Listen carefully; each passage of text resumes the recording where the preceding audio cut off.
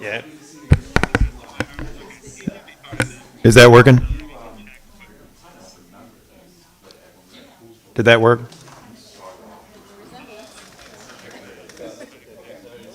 Yeah.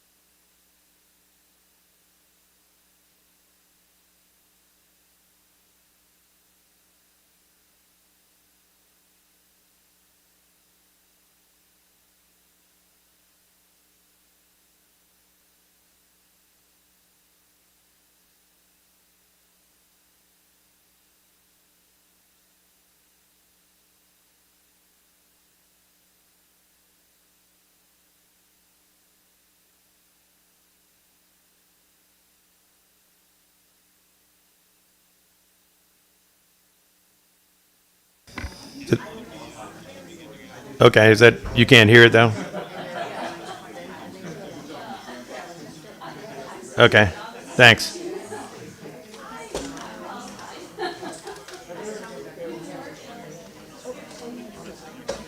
Okay, thanks. Appreciate it. Thanks. Bye-bye. Bye. Bye.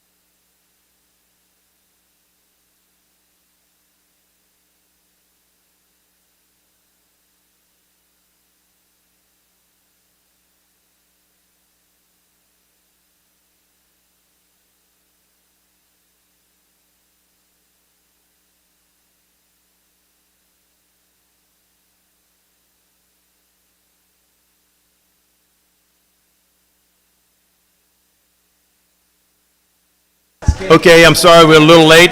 There was another function, so I think a lot of the candidates were there. If we could start getting in our seats. I think Hans Riemer is on the way. So if we could sit down, we'll be ready to go in just a minute. Thank you.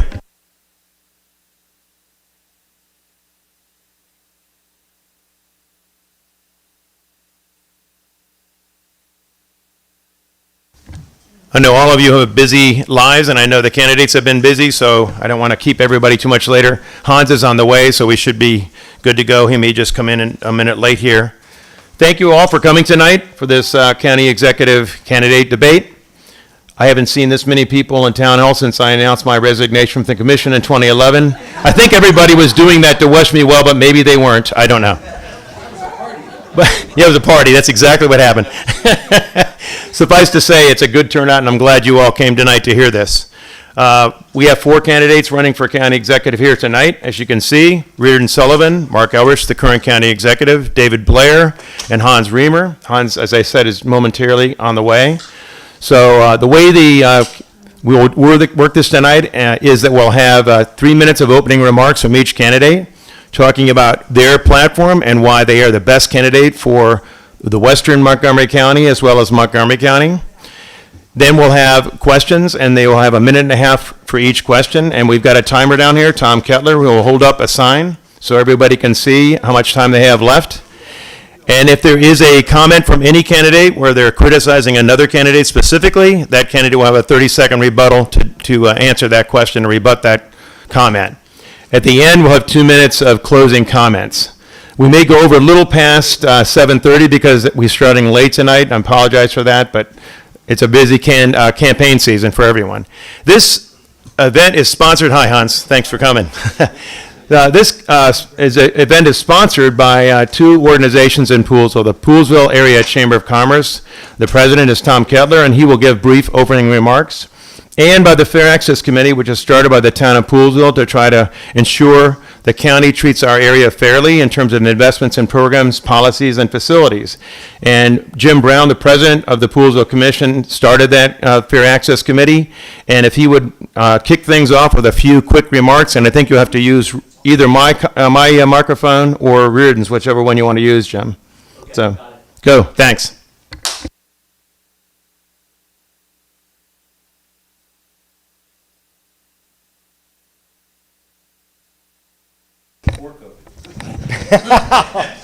All right, is that how it's going to be today? Please speak into the microphone because some people told me they can't hear right here. So They don't want to hear me, Link. It's okay. They've heard enough of me. You guys, everybody, thank you for being here tonight. I'm Jim Brown. I'm the president of the town commissioners. I'm back, and I'm here through November, but I want to say that it's just been a pleasure for me to serve everybody in the town of Poolesville, and part of serving Poolesville means that we are bringing the candidates to you. And we want you to be informed about where Poolesville's needs are, where these candidates' positions are on the Poolesville and the Poolesville region. That means, as you guys know, we've already had a District 2 forum. We've got these 4 esteemed gentlemen up here that are running for county executive. And then we'll also be bringing our at-large candidates to you as well for you to meet those candidates too. So before we get started, I just want to recognize, my cohort, and I can't say crime, but good times, Link Hoeing from Fair Access will be your moderator today. He's going to be doing a great job for us. Let's hear it for Link. And then, yes, sir. I'm also a candidate. Link, there's a candidate here too. yeah, I hadn't heard from him. I hadn't heard from you, so. Well, I did reach out to everybody, so I never heard back from your campaign. So You're welcome to stay. But you're welcome to and then- stay. And mix it up with people afterwards, but we're not. Why don't I just sit down? yeah, that's fine. Go ahead. We have to roll a chair in there, Jim. I'll bring a chair over. That's All fine. right. Hey, we're moving. What is your name, by the way? Peter James. Peter James. Okay. We move fast on our feet up here, so Yeah. that's okay. We'll get a chair over there for you, Peter. Anyway, I want to recognize my fellow commissioners that are here tonight. We have Jeff Eck right here. Yep. And we have Ed Reed down on the corner. Ed's like a bouncer over there in the corner, so watch out, everybody. We have Martin Radigan in the back with the mask on. That's your leadership team in Poolsville. We have also got former Commissioner Jerry Klobakowski with the hat on in the back. I mean, everybody in this room is important, so that's one of the best parts about being here. So again, we say to you tonight, thanks for coming. Again, our job is to bring the candidates to you. We want to hear what they have to say about the issues surrounding not just Montgomery County, but specifically the Poolsville region. So when you get asked a question, know that that's what we're looking for. And then I'll turn it over to Tom Kettler. Tom's coming up from our Poolsville Area Chamber of Commerce. Tom. Good evening. I'm Tom Kettler. I'm president of the Poolsville Area Chamber of Commerce, and I want to thank all the candidates for coming out tonight. We really appreciate the trek out here to the western, the heart of the western Montgomery County. Again, thank you all for coming out tonight and for all your questions. The Chamber represents over 135 businesses from all around the Poolsville area: Dickerson, Poolsville, Bellsville, Beals, all that good stuff. Our members are listed right here on this board, so afterwards you can come out and check it out. But we are a nonpartisan organization, obviously supporting local businesses, but we are proud to have a long tradition of hosting or co-hosting forums like this. And again, I want to thank Link, who did really all the work for this, and I just kind of showed up. But at any rate, thanks again for coming tonight, and enjoy the evening. Thank you. I'm glad you joined us tonight, but since we do have 5 candidates now, if we could just take 2 minutes instead of 3 for opening comments. And you weren't here to hear we're going to work this. We're going to have opening comments for 2 minutes apiece on your platform and why you're the best candidate for the Western County. And then we'll have a minute and a half for each question. If there is a candidate who mentions you specifically and criticizes you or your position, then you have 30 seconds to rebut their comments. Okay? So we're going to start it off at this end, and then we'll make sure the next person starting is Mark and the next person is David, so we don't have the same person starting all the time, if that's okay. So the first question for the night, I know you probably all are aware of this. Pardon me? Opening statements. Yeah. Okay, I'm sorry. Opening statements. I'd love to get to the questions first because they're a lot more informative and the dialogue's a lot easier, but okay. Let's have the opening comments. And Sully, would you mind? Yeah, so thank you for this opportunity. My name is Reardon Sullivan, and I'm running to be your next county executive. First, I want to thank the Chamber and Fair Access for giving us the opportunity to present to you and give you the opportunity to hear us in person. I actually live in Montgomery County, right down the street here in Darnestown. I actually went to the University of Maryland, went to local Montgomery County public schools, and I'm a business owner and have been for 26 years for a consulting company in Rockville, Maryland. My campaign is really focused on a few simple, basic ideas. Number one, public safety. We all know that the crime in Montgomery County is skyrocketing. It's going through the roof. And I think we have people who are running to be the county executive and on the county council who were just last year beating the drum to defund the police and take school resource officers out of our schools. I think I want to fully fund the police. I want school resource officers in our schools. And most of all, I want the men and women of law enforcement to get the respect that they deserve. Education. Montgomery County schools used to be the best in the nation. Here up in Poolsville, I think you guys have done an outstanding job. You're number 4 in the county, so congratulations to you. But there are places like Watkins Mill. They are graduating 81% of their students, but only 3% are proficient in math. That is not acceptable. The economy. We all know that the economy in Montgomery County is going down. And I think up here in Poolsville, part of that is tied to White's Ferry. And to me, one of my main points would be to work with both sides to get White's Ferry open. If it costs $100,000 to pay some, we'll say, hostage or fine, that's fine. Because you know something? We can make that back. We will make that back. And that was a small price to pay for helping Poolsville prosper.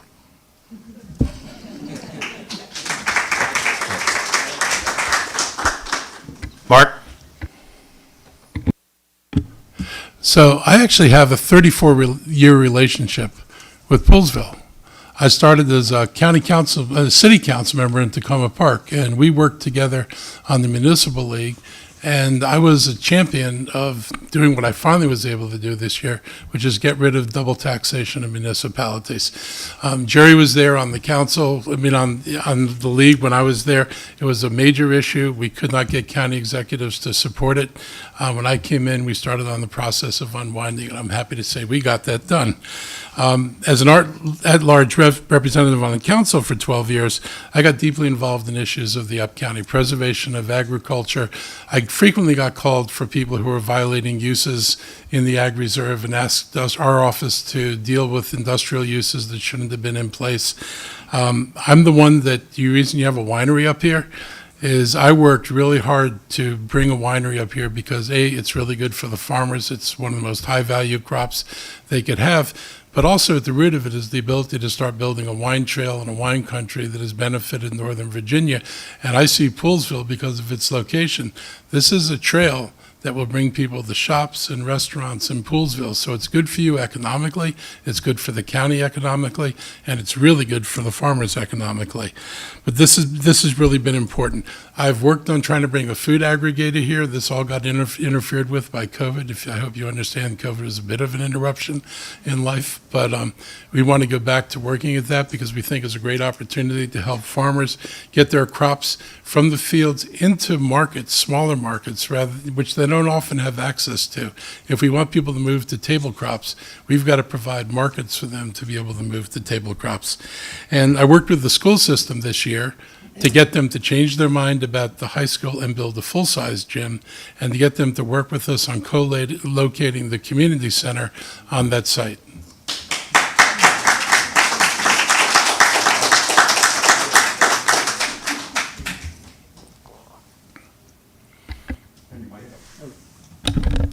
Yes, my name is Peter James. I moved to Montgomery County at the age of 4. Graduated Springbrook. Sometimes they say you can tell a tree by the fruit it bears. I've had 2 capstone teams at Poolesville Global Ecology. Interned for us. One of them, we put in a hydroponic system for the school, and the other group actually took built an in-vessel composter used for heating and sequestering the carbon into greenhouse plants. You've got about a 50,000 ton composting facility that's going up in the atmosphere. But I want to run a personal rapid transit, mostly at grade, and cross the Potomac, probably at White's Ferry, and connect Gaithersburg and Germantown with Leesburg, and really build an economic engine to get the town, downtown back on its feet, but also provide a real public transit. The difference between a personal rapid transit and all the other old types of transit is that when you get close to where you want to go, but it doesn't go all the way, you get behind the wheel and drive it home. And this way it can serve the whole county rather than maybe 10 or 15% of the population. So go to pjames.us to find out what my solutions are. I'm also going to license I've got a robotics company. I'll give a free license to use it for precision agriculture. I want to convert most of the farmers by actually holding them by the hand, producing a prototype farm, to use technology to transfer maybe a lot of the commodity crops, which don't make much money, to a combination of greenhouses and agroforestry, growing lumber, nuts, orchards, that sort of thing. And this can actually produce over 10 times the current revenue into this community. Thank you. David? Good evening. So I'm a lifelong Montgomery County resident. I grew up in Darnestown, Maryland, not that far from here. I actually worked on Mr. Kelly's farm during the summers. That was my summer job as a kid growing up. Picking corn. And back then we got paid 1 penny per ear of corn. And it actually seemed like a lot of money, $2 or $3 an hour back then. I guess that says how old I am. But no doubt I was blessed to grow up in Montgomery County with the great schools, the wide open spaces, and the welcoming and inclusive nature of Montgomery County. My mom was a public school teacher, and she used to always say to me, David, when a door opens up for you, it's your duty to reach back and pull the next person through. And I very much believe that those values align with Montgomery County's values. By background, I was in business, created a business in Rockville, Maryland, sold that 10 years ago, and for the past 10 years, my wife and I have been embedded in the nonprofit and advocacy, with advocacy organizations to move the county forward. Because in my gut, I could just tell Montgomery County could be doing better. So whether it was schools that were slipping, businesses, right? We're not creating enough businesses or supporting the businesses. Just driving around Poolesville, you see far too many vacant storefronts. Access to healthcare, well, you all know this, right? Access to healthcare, transportation solutions. The county's not working for everybody. But despite those concerns, I'm so incredibly optimistic about our future. Because while I'm a lifelong Montgomery County resident, so many people, so we've actually attracted the best and brightest in Montgomery County from around the country and from the world that live here. And we're actually still one of the richest counties in the country. But what we're missing is executive leadership. And that's what I bring to this. And as an executive leader, you recognize you can never be the smartest person in the room. You're surrounding yourself with top talent and you're getting things done. And that's what I'll do for the county if elected. And I would very much appreciate your support. Thank you, David. Hans? All right. Well, it's great to be here. It's great to sit on this side of the dais. Every time I've been here, I've been in front and looking at our council members here. So it's fun to see it from your perspective. Thank you for organizing. Thank you, Link and Jim and everyone for organizing and inviting us here today. I'm Hans Remer. I'm one of your 4 at-large council members, and I've been representing the entire county since 2010 when I was first elected. But before I served on the county council, I worked in national democratic politics. I worked at a group called Rock the Vote that does young voter organizing, and I was Barack Obama's national youth director in 2007. I organized national campaigns to protect Social Security from privatization so that our retirees could have financial security and younger generations would be able to benefit from that important program. And I brought that enthusiasm to my work at the county council, where I have been working on a wide array of issues that I believe are intended to affect the trajectory of this county with critical issues around jobs and housing and educational recovery. Montgomery County has not been getting it done on jobs and housing. And I've got 2 boys, as mentioned, they're 14 and 11. I want them to be able to live in this county. And I want your kids to be able to live in this county. And if that's going to happen, we have to have growing opportunities. We have to have more jobs. We have to have more housing to make room for the next generation. And our trajectory is really stagnant. And that's a problem, and we need to do something about it. I want to help the kids recover from COVID learning loss. You know, our kids did not get a full education during COVID. We need to throw everything that we have at it. But it's been my honor to work with you and partner with you for years. And I want to congratulate you on the progress that you're making with the fair access. I've been a supporter, and I want to see that happen. I've been working with you. I've been the leader on the county, not just a vote for, but the leader on getting wineries and breweries in the county. The county executive voted against the ag tourism provision in the zoning code rewrite in 2014. That was the key provision that led to a lot of these kind of changes. So we'll get into more stuff a little bit later. Then my time is up. Thank you, Tom. Mark, I think there was a specific mention of you. You have 30 seconds to respond. I want to seriously talk about the winery. I proposed doing a winery to Ike Leggett. I think it goes all the way back 12 years ago. And I did the research on it, and I got convinced the county executive to go forward with the plan.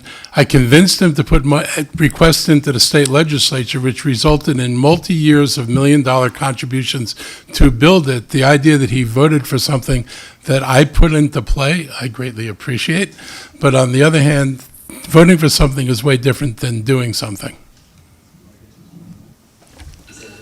Yeah, go ahead, 30 seconds. I'll give the county executive credit on the crush facility. I give you full credit on the crush facility. You've been part of that, but you have not been helpful on wineries and breweries. You supported the proposal that I introduced, the zoning change that I introduced, that opened the door, which is why we have Windridge. It's why we have breweries in the Ag Reserve, because we legalized it. It was not legal before, and now it is legal. So that was my initiative. I'll give you credit on the crush facility, but I'm talking about the private sector economy here and the entrepreneurship that we've seen as a result.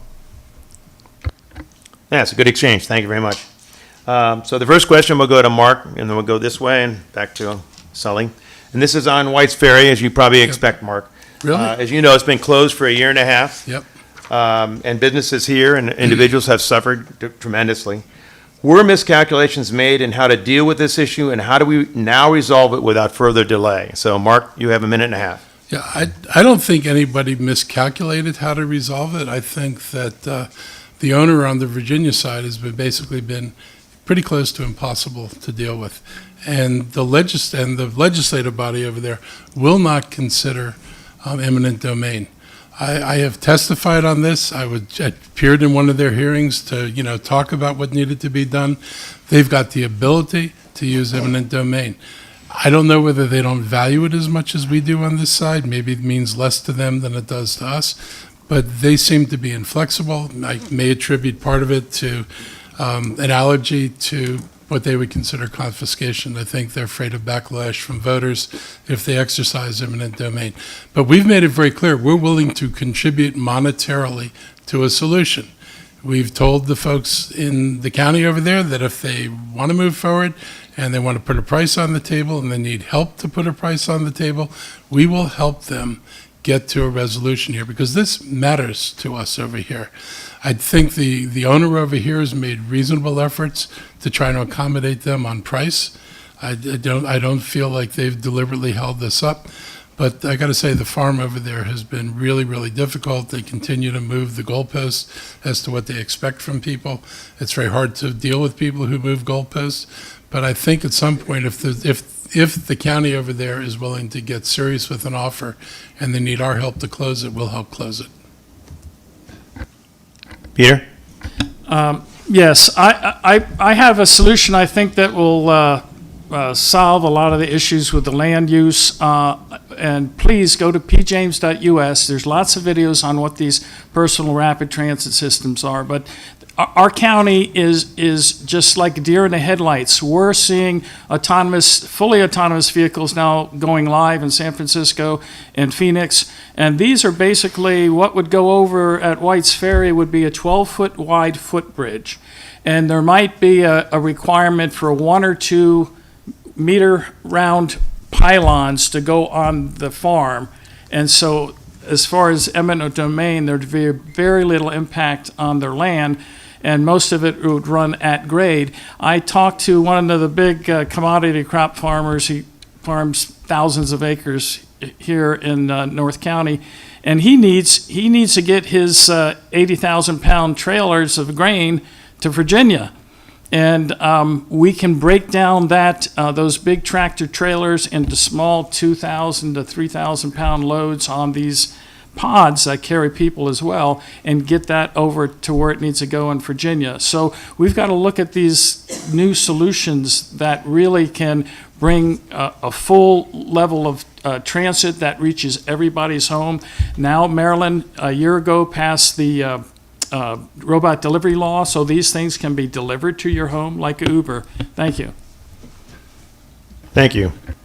David? I will be relentless as your county executive getting White's Ferry open. I will fight for you. I will advocate for you. The fact that it's been closed for 18 months is horrific. And this is where real leadership steps forward. So easy leadership is when you can move the pieces around, right? When you can tell people what to do. But real leadership is when you get a group of people together and you share a common vision. And so the first thing I would do is I'd get everyone in the room. Like, how can we come up with a win-win solution, right? I've worked with a lot of unreasonable people, reasonable people, and you got to keep working the problem, come up with creative solutions to get this done for you, because the impact that it's had on the Poolsville economy, you very much know that, right? And I think it was 22% less throughput on traffic. So I'll be relentless as your county executive fighting to get White's Ferry open. Thanks. Before we go to you quickly, Hans, I've got a lot of good questions here. And if you have other questions in the audience, Ed Reed is back there. He'll pick them up for you. So please do that. Thanks. Hans? Great. Well, we've got to get White's Ferry reopened. It's absolutely vital to the success of Poolsville, and it is vital to the hundreds of families, perhaps thousands, who have White's Ferry as part of their commute and their daily lifestyle. So we need to get that open. I want to thank Councilmember Andrew Friedson. I know he's been really leading the effort from the council, and Delegate David Fraser Hidalgo has been leading the effort from the state. We do need to get the state, Loudoun County, to move. I think that's been the real holdup. So as county executive, I will put pressure on Loudoun County, and we have other tools that we can use. We need to figure out where we can get some political leverage and work with our partners to get Loudoun County to take action in the state of Virginia.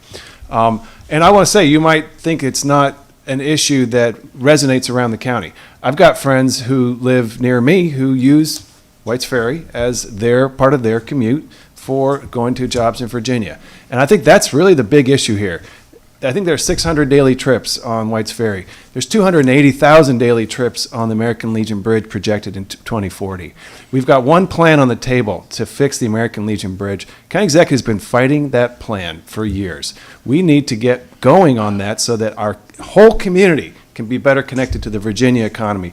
White's Ferry's part of that, so is the American Legion Bridge. As County Executive, I'm going to get those done. So, Mark, you were mentioned specifically. Do you want to respond to that in 30 seconds? No kidding. When the governor introduced what he was going to do at a breakfast in the year I got elected, 2008 in December, he didn't mention the American Legion Bridge. I got up after the governor and said, if you're serious about this, you have to start at the American Legion Bridge. You don't start at the back of a backup. You start at the front of the backup.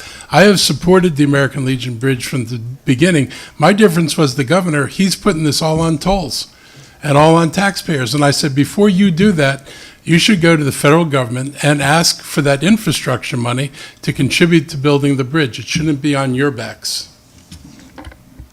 Thank you. Sully? Great question that I know is near and dear to the hearts of the people in this room. I don't think there's a person up here who doesn't agree that White's Ferry should be opened. The question is how to get it done. And whereas in a lot of ways I agree with David, we need to get everybody in the room and find out what their needs, wants, and desires are and come up with a solution that will work for everyone. But I also want to point out that all the people up here, I'm the person who lives up county.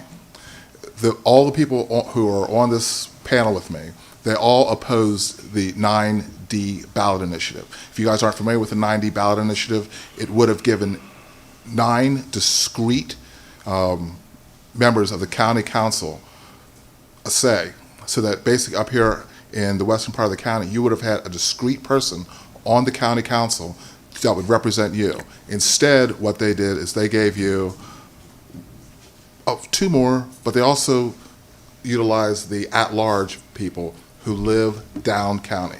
And I would offer that if you want real representation, if you want to really get things done up here, you need somebody who is familiar with this area, who lives up in this area, who has actually used White's Ferry to go to Leesburg. That's me. Thank you. Since we've got so many candidates here, Can I I'd make like a to... rebuttal on his, he didn't specifically refer to He did me, not but, mention you, he so made a but mis- go ahead in 30 seconds, but go ahead.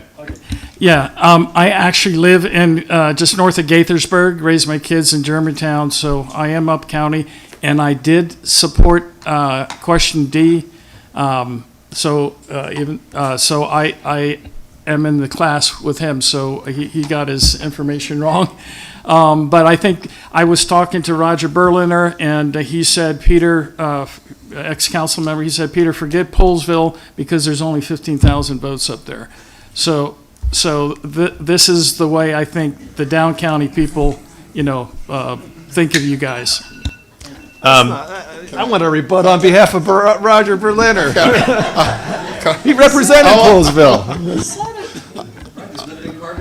Hey, he did mention you, but it's not a big issue. But if you want to spend a few seconds in responding, that's fine. Yeah, I think.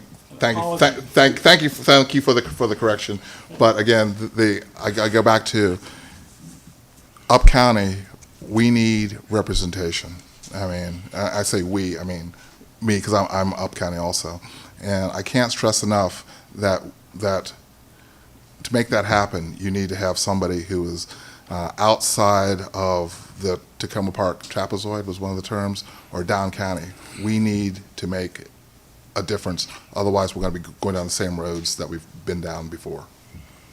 So this has been great. I like the rebuttals, but we also have a lot of questions, Yeah. good ones from the audience. So, no, I'm not trying to tamp it down. I just want to say, could we have each response be a minute, just so we can get some word? There's a lot of good questions here. In fact, I got 5 on the same issue, so I think I'll raise this one first. It has to do with climate change. Several of the audience members sent in a card about the county's has adopted policies on climate change, and they specifically talked about the solar panel issue. So if you could address both climate change and what the county should be and or is doing and what you think it ought to be doing, and the solar panel policy that the county had adopted not too long ago. So, Peter, you're first now, since Mark was first last time. Okay. Well, for the past 12 years, I've got a nonprofit called First Fruits Farm, which I've had dozens of interns every summer, building renewable energy systems and actually robotics to make neighborhood farming more affordable. And I was actually testified for, I guess he's got an extra 30 seconds now, Reamer's proposal to allow solar panels in the solar. And I said I wanted to make it a requirement that you raise crops in the same land, but now we have two of the council members proposing that, but you can't do that without robotics. You're not going to get workers to stoop underneath solar panels to raise crops. It has to be automated, and I'm the only guy in the room for that. Thank you. David? So a couple weeks ago, I received the Sierra Club endorsement, and I think a lot of that was because of my desire to actually start getting things done. That the county talks a really good game, but there's little action behind it. And so we talked about solar power, and we haven't done much in this county since Ike Leggett left. We have roughly 7.6 megawatts of solar power. And we have viable land for solar arrays. We have landfills. We have county-owned property where we could be putting solar today. Howard County just last year announced that they were going to, 50% of their county government's powers would come from solar. It's going to happen in less than 2 years. So we need to start acting with more of a sense of urgency to get these things done to combat climate change. Hans? Well, I am the originator of the idea here that we ought to let agricultural property owners install solar arrays as long as they conduct agricultural activities beneath the arrays. And that is now a best practice. The UN's IPCC report has just called that out specifically as a way to both preserve farming and make solar more viable. Solar grazing is a real thing. This is grazing sheep, pasture land. Pasture land works just fine under solar arrays. It's a really viable strategy to both generate clean energy and continue to conduct agricultural practices. So that's what I propose. And I think it's the future, and I think it's going to happen. Unfortunately, it was watered down. There was a lot of opposition, and we haven't gotten a single project as a result. But what we proposed would have generated, with just 1,800 acres used in this way, enough power for 50,000 homes in Montgomery County. That's a lot of homes. That's a huge share of our residential housing. So it is the future, and we need to get it done. Thank you. Sully? I'm the only lead accredited professional up here, which means that I have actually been trained and passed the test to do green design. 40% of our energy that we produce is used in the built environment. That means our houses, our homes, our businesses, and I think it makes good sense, good common sense, to look at how we can reduce that. I think that there's multiple ways you can do that, ranging from solar arrays, but I don't believe that we should base all of our energy needs on solar. I think that we can address climate change and, again, make businesses more friendly by changing the process that we use to get our buildings approved. Regarding solar in the Ag Reserve, I'm not a big fan of putting solar panels in the Ag Reserve. I would think we can do it in some of our other government facilities, and we can make it very cost effective. And Hans' numbers are right on that we can actually reduce the amount of energy used, and we can produce this energy that can be used for our houses and for our businesses. Thank you. Mark? First of all, solar panels can be 8 to 9 feet off the ground, so there is no impediment to doing agriculture underneath them. I disagreed with the use of prime soils, but the bigger problem is the reason there's no solar in the ag reserve is that Potomac Edison has turned down every project, and Bob Sistel knows that because he works with the farmers. Potomac Edison will not accept any projects. I've provided the information to people. There's a cap of 2.7 megawatts a year on community solar. That's it. And there are 8 projects in line and a waiting list. So Montgomery County farmers can't get on. We need the state to actually lift that limit. I've actually been working at the state level to get them to lift that limit. But what we're also doing is at the Poolsville Center, we're going to do experiments with agriculture underneath the solar panels. We need to see what will work. What works in some place doesn't work in other places. We know it can work for grapes, because there's models in California and France. Finding crops that we can grow up here that'll work is what we're going to find out in our experiment. Okay, thank you. I think David is a first responder here for this question. You were talking a little bit about the Ag Reserve already, and it's a question that came up in several questions I've got here from the audience. Specifically, in the 2050 Thrive Plan, is a section about the Ag Reserve and about helping preserve it and ensure that agriculture continues to thrive out here. There are specific policies there that are mentioned that need to be changed. What do you think about the 2050 Thrive Plan, specifically as to how it would protect the Ag Reserve for agriculture, which is one of the primary purposes it was designed for? So, David? Yes, so I'm very much in favor of that, and we need to do more. I think we can do more to help our farmers. Loudoun County, which has about half as much space, farmland, produces about the same amount of economic output. So I think there's more that we can do to help our local farmers. It was interesting, as many of you may recall, during the pandemic, there was a supply chain issues with food, right? Also, restaurants couldn't get steaks or vegetables, whatever it might be. There was one restaurant, we convene restaurant roundtables all the time, and there was one restaurant chain that said, no, we didn't have any problems. And it was founding farmers because they had local relationships with farmers, so they didn't have the supply issues. So I think we can do more to help support our local farmers with a strong buy local program to get those products to whether it's stores or restaurants, you name it. Hans? Yeah, Thrive is really important. Thrive confirms the vision of having an agricultural reserve. Thrive is the vision document for how the whole county should grow. It rewrites the general plan, which was a 1950s plan that laid out the whole idea of growing in these corridors and preserving agricultural areas sort of in the outfield. And Thrive confirms that. So we've got to get Thrive done, because if we don't do Thrive, then I think our commitment to the Ag Reserve will be weakened as a result. So I'm strongly in favor of that, and I've been working to make it happen. Thrive also calls for some of the kinds of modernizations that I've really championed in my years at the county council, supporting tourism in the agricultural reserve, embracing the idea of things like breweries and wineries. Those have been my initiatives as a council member. And we need more recreational opportunities. But ultimately, the key is farmers have got to be able to succeed with their business. And I think if you ask the farmers, they'll tell you that I have stood with them time and again at the county council when they needed me.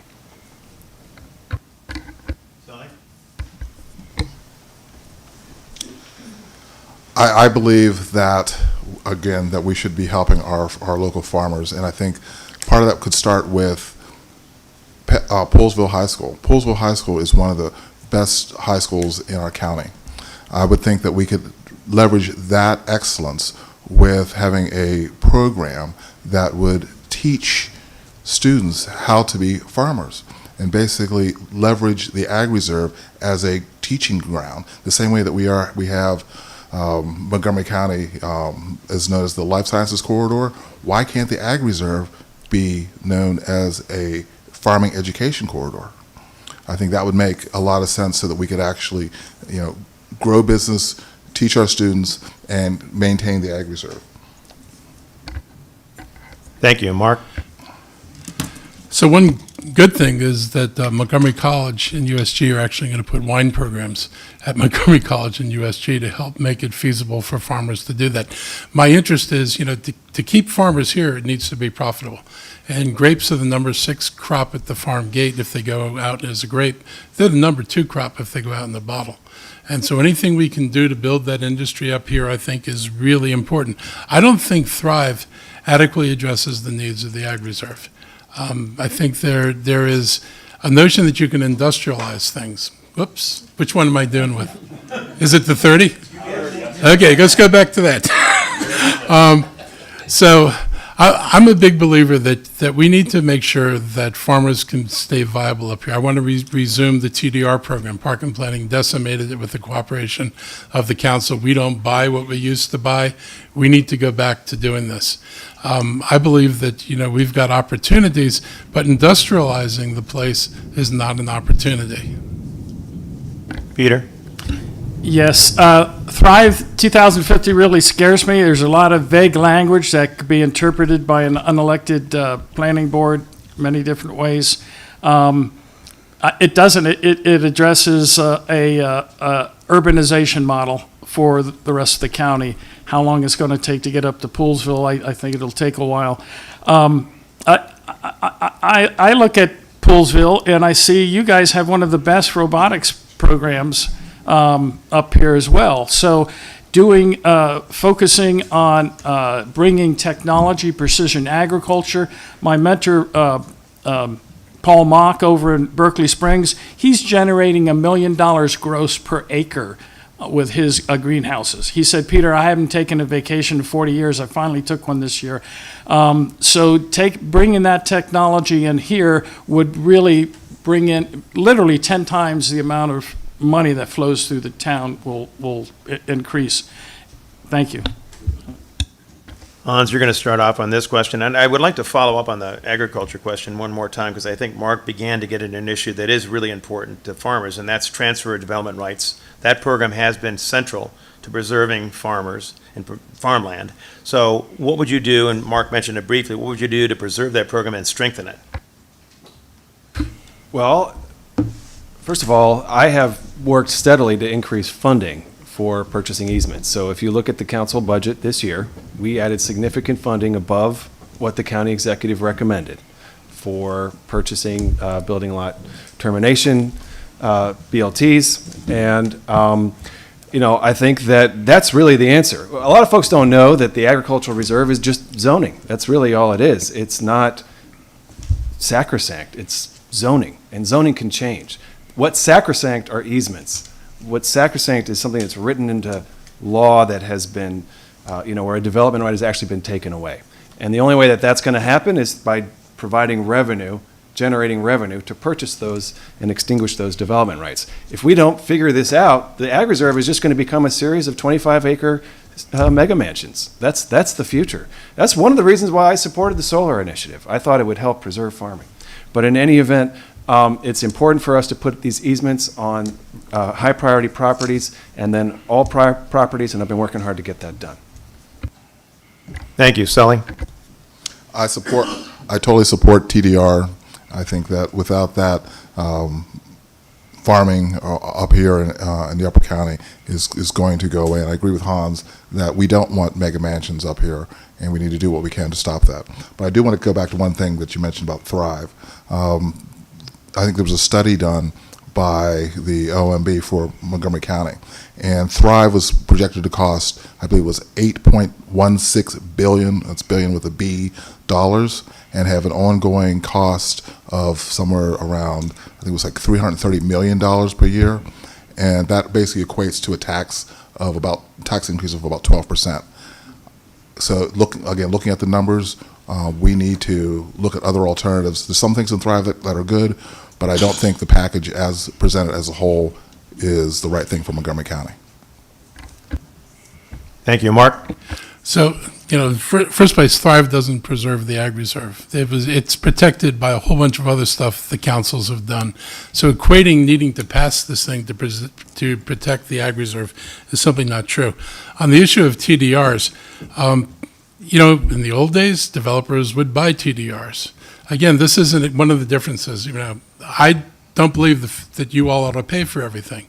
In the old days, if a developer was doing a project, they were expected to buy the TDRs, to extinguish the stuff on the land, so it didn't cost the county government anything, which means it didn't cost the county taxpayers anything.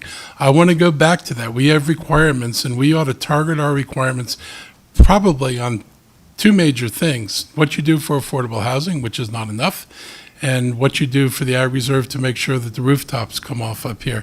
And if we did it with the developers having to do what they used to do, this wouldn't be a budget item. This would just be the normal way you do business in Montgomery County.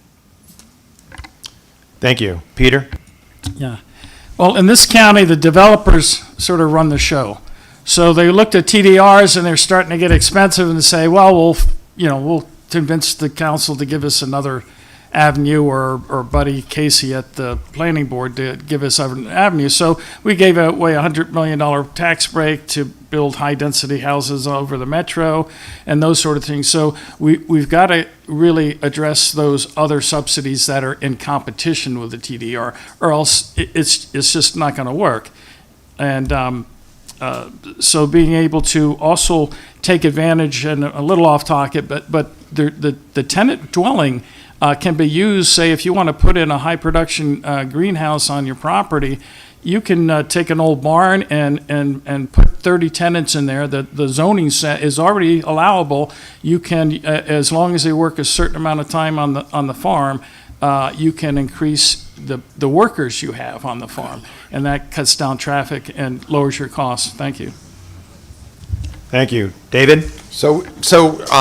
So we clearly don't want these lots to be turned into 25-acre lots with McMansions on them. So we got to do everything we can to support our farmers. And so one option would be to buy that land before, when it goes out of farm use, before it's sold to a developer who's going to develop in that way.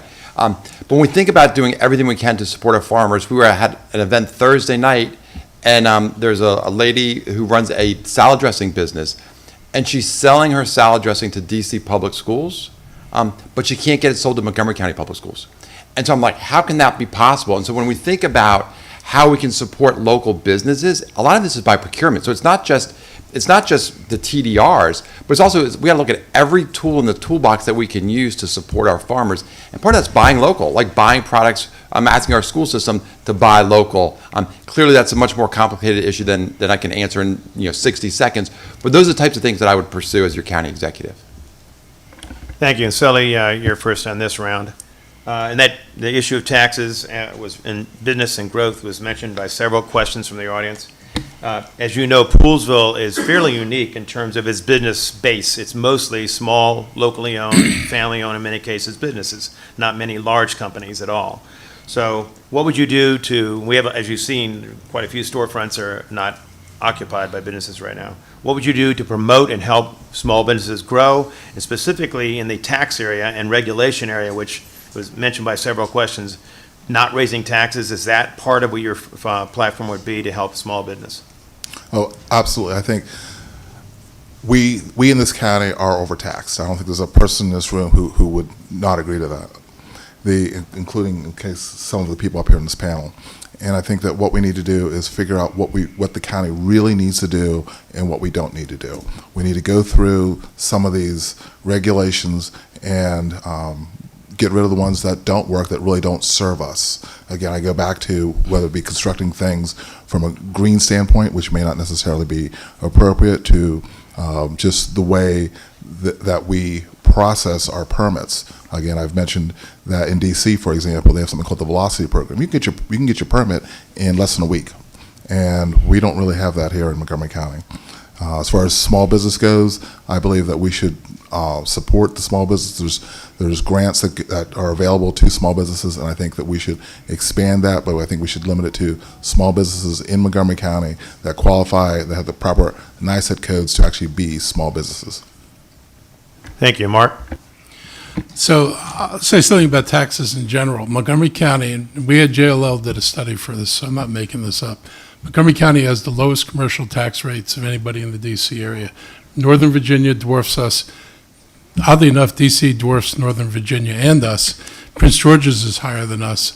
On individual taxes, D.C. does a biannual study. Montgomery County places in the middle of the pack. We're not at the top of the pack. But I think we have other fundamental issues. One is the state tax here is actually higher than in the competing jurisdictions. That adds to the burden. And I have questions about how the state actually taxes some of the entities in the state. I also think that we've got to think really hard about the incentive programs we have. We do have incentives. We have local preferences for buying. I don't think enough small businesses realize that. If they bid on contracts in Montgomery County, you get preferences for it in price and in points. But we also need to make sure that our program serves small businesses. We're very good at handing out money to large corporations because people tell us they're more secure. We need this confidence in local businesses too. Peter? Yeah, well, I'm the only Democrat that opposed question A, which is so that the council can raise taxes on us. And what I'm going to do, at the age of 20, I ran Renaissance Consultant, and we developed Intel's cost evaluation system, which was Inc. 1, and helped them grow leaps and bounds. We need to cut out all the fat from the county and make it run more efficiently so we don't have to raise taxes and actually have a system. I'm looking at a SimCity type system where if you put in a permit, you can get online and find out the next day where it is in the process to allow your business not have to go through all that paperwork, and that should all be automated. As far as our spin-off Economic Development Corporation is only focused on large businesses and not on the small guy, and I would turn that around in promoting our small business with those kind of programs. Thank you. David? So we're not going to raise taxes. We've turned every dial so far that it's just driving people out of the county. In the last 10 years, we've lost $5 billion of net tax migration. So that's how many people are leaving the county. So we've got to stop raising taxes. As it relates to the business environment, when I started our business in Rockville, I didn't have any perception of whether that was easy or difficult to do business there. But as we grew the business and we had offices in 30 states and thousands of employees, I came to realize that the most difficult place to do business was in Montgomery County. And it wasn't one thing, it was everything. It was like death by a thousand cuts. And so I spent more time over the past 10 years trying to think, okay, how could we get this economy growing again? And so I actually have a Bill of Rights, a business Bill of Rights. It's on our website of the things that we would guarantee to business owners. Because I've heard too many horror stories where someone's about ready to open up their business to find out that an inspector missed something or there was another permit that they needed. And so that needs to change. And if an inspector misses it, the county will pay for it. And that's just one thing that I would do, but there's a whole list on our website. Thank you. Hans? Small business is vital. Small business is where most of the jobs are in Montgomery County. And we need to do a much better job helping entrepreneurs start and run their businesses. And I think several areas of critical reform. First, we've got to change the culture in our permitting department. And there's been a lot of promises about that, and really nothing has happened. So we need to get a customer focus that is on getting to yes. And that really should be the motto over the Department of Permitting Services.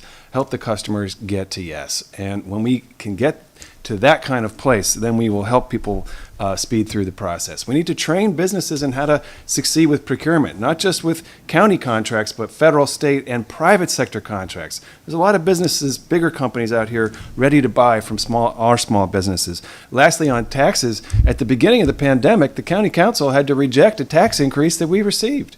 We received a tax increase in our budget, and we said, no, we're not going to do that. So that was right at the core of what you asked about, which is the affordability of running a small business. Mark, did you want to respond to that? Because I think Hans was specifically referencing you in his comment. I could have been a little more clear about that if I knew he was going to get the rebuttal. Well, you can rebut him if you don't like his comments. Help to try to be sneaky. Look, so let me be blunt about a couple things. First of all, we have business development teams, and we had them before COVID started. We had them going out to every of the regional service centers. Now that COVID I can't say it's over. Now that we think we can have more contact with people, those teams are coming back because we wanted to be able to help people either apply for loans, understand what the regulatory environment was. We made major changes in procurement, and so while I agree that everything, there's still issues out there, we've gone a long way, and the same with permitting. Mark, you're going to be the first up for this question. A recent County Health Department report, the zip code study, found that Poolsville ranked dead last on a number of health outcomes. The previous health officer for the county testified before our commission several years ago and said that he thought regular and convenient access to medical care was one of the reasons that some of those outcomes are worse in the Western County, because it's so hard to get to medical services out here. What do you think we could do to help address that problem in the Western County? I think exactly that. One reason we're looking at a community center here is bringing in a multitude of services, including figuring out what we can do to bring additional health services to this part of the county. The interesting thing is that when you look at the demographic, it doesn't match the health outcomes. It's one of the, to your point, it may well be access is a bigger barrier than the demographics is a barrier. So I agree with you. When people tell me it takes, 40 minutes to get to the nearest clinics, that doesn't work. And so we're going to follow through on this. We've got $250,000 in the budget for a study. I think you went out with our folks to Scotland to look at their community center as a model. We're dead serious about this. So we will get this done. You deserve to have better health outcomes. And I think now that it's pretty clear, you can't ascribe it to the demographic of the area. It's really probably the functional, the transportation system and your access to health care. We've got an obligation to bring that here. Peter? Yes, a billion here, a billion there, and pretty soon it adds up to some serious money. I've been hearing through these forums, we're going to get you this or that or whatever, and really, when we're spending billions and billions of dollars on these boondoggle transportation systems, they want to spend in the range of $2 billion on these bus rapid transits that serves nobody in the up county. I rode it in rush hour on 29. Nobody was riding them. So by getting that money back into the purse, then we have the ability to look at community centers. But also by running a personal rapid transit, and please go watch the videos at pjames.us, you can get, especially elderly that can't drive, can get down to the medical centers in Rockville and that sort of thing in 20 minutes. And if you don't own a car, you can have one come to you like a Uber. Thank you. David, thank you. Yes, you should have a wellness center. Absolutely. We talked about this 4 years ago when I was here, because clearly that has a direct impact on health outcomes. And what's interesting is, we're not leveraging technology. So we actually have 12 clinics in schools across the county, 12. And they're beautiful, and they're manned by nurses and doctors and nurse practitioners. It's incredibly expensive. 4 years ago, I talked about how we could better leverage technology, like have telehealth. So that it's such a less expensive option, because maybe a doctor would come out here a couple days a week, but you'd have a nurse practitioner who could connect your population with somebody right away. And we could have done this 4 years ago. Could have done it 4 years ago, and it would have been a lot cheaper then, before the pandemic and the cost went through the roof.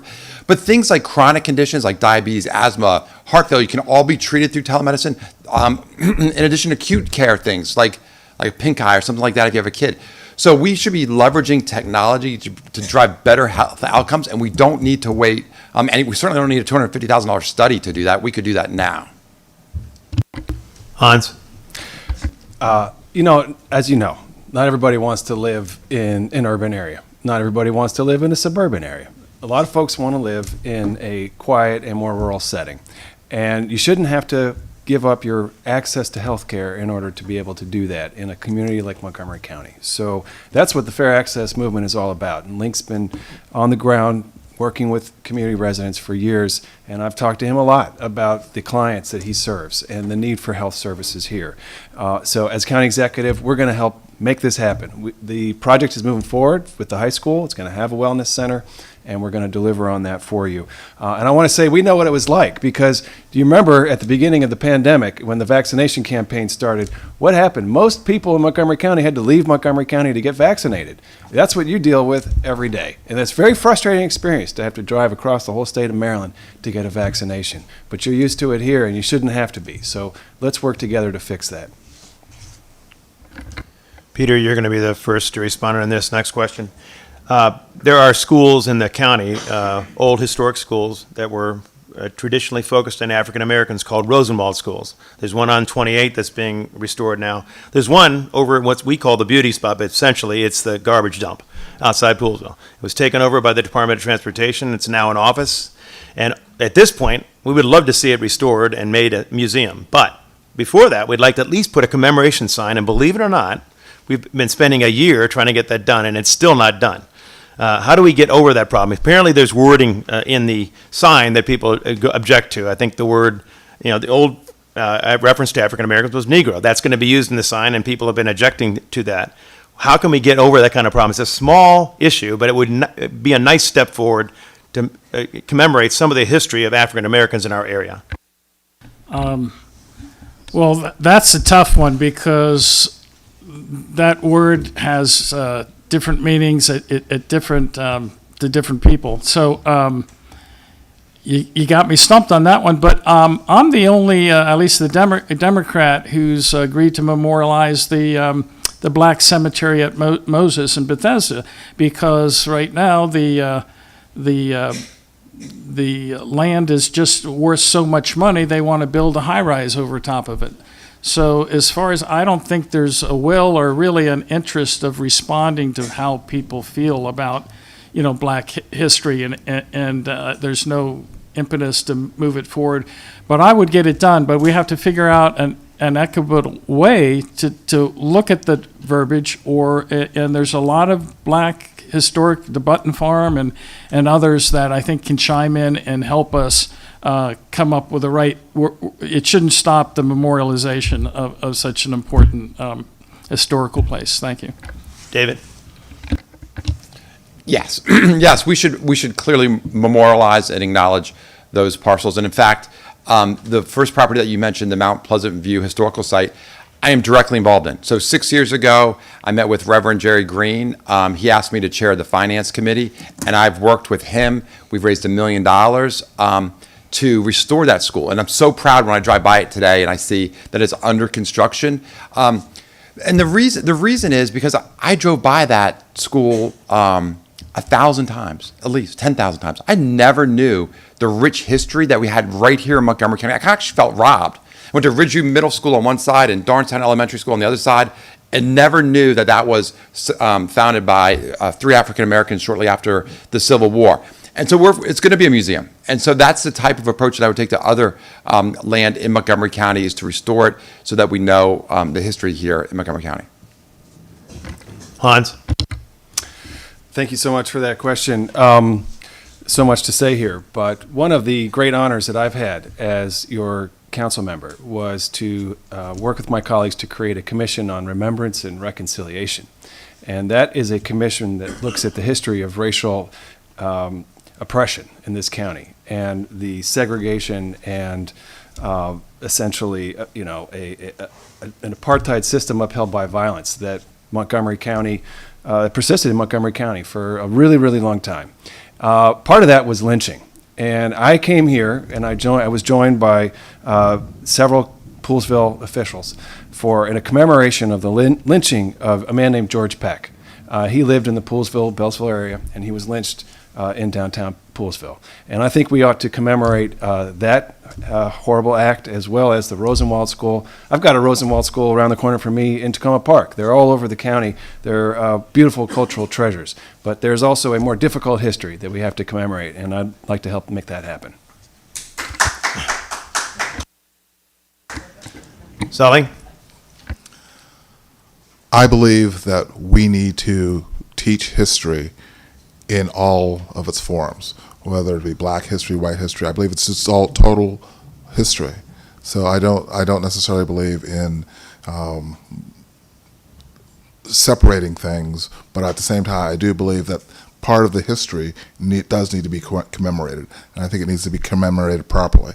As far as the terms that are used, I think that that's really something that separates, it tears people apart.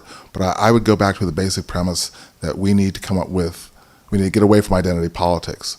We need to work towards the best solution, not a Black solution, a white solution, but the best solution for all the people in Montgomery County.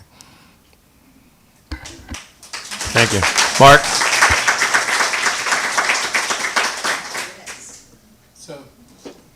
think you wanted to rebut some comments that were made about your Let me do this, and then administration give me- yeah. too, so. So, look, I totally support memorializing the schools. The language issue is there are council members who have just said they will not support, and I wish I could change that. I have had conversations with people.